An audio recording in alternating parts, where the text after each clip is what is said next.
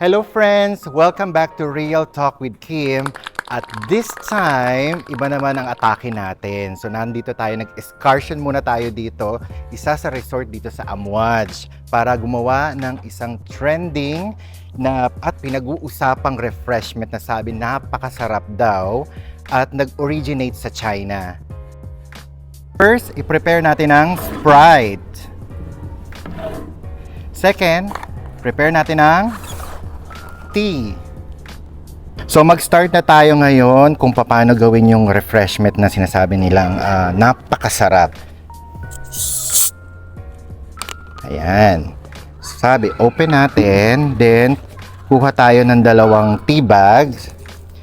Pero nakita ko sa video, para kumasya, kailangan nating i-fold. Lagay natin sa loob. Kailangan successful to.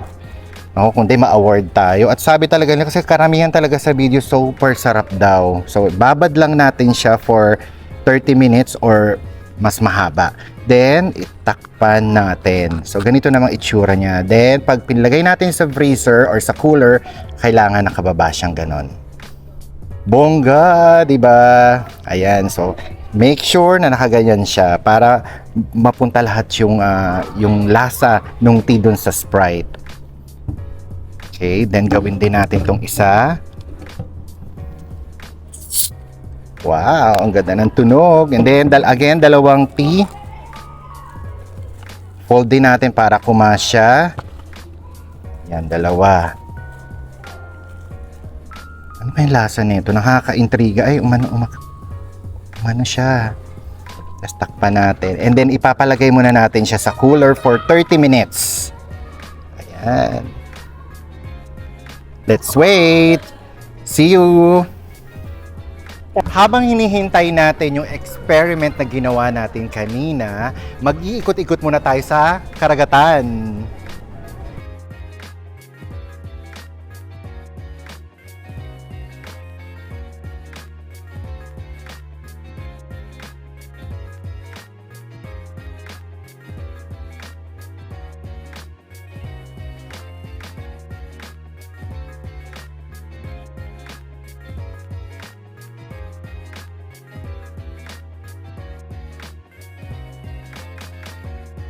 At finally, titikman na natin itong in-experiment natin kanina na Sprite and tea. Ayan, so buksan natin. So malinis naman yung kamay ko. Pero hindi, lalagyan muna natin ng lemon. Uno kasi dun lemon eh. Alright, tapos kuha tayo ng ice. Yan, and the moment of truth. Buksan natin. Ayun na. Naku, yan na. Titikman natin. Yung straw natin. Ayan. Ayan natin. Ayan na. Eksakto pala siya. So, titikman muna natin siya. Ayan na. Titikman na natin ngayon.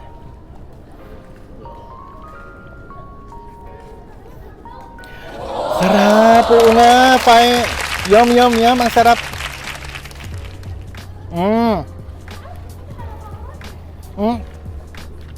Grabe, sarap, ang sarap. Totoo nga ang hula, napakasarap talaga. Try nyo na to friends, napakadali lang gawin at sobrang mura pa. So we have a friend here, so i-check natin. Yeah, so what is your name? My name is Hisham, I'm from Sudan. From Sudan.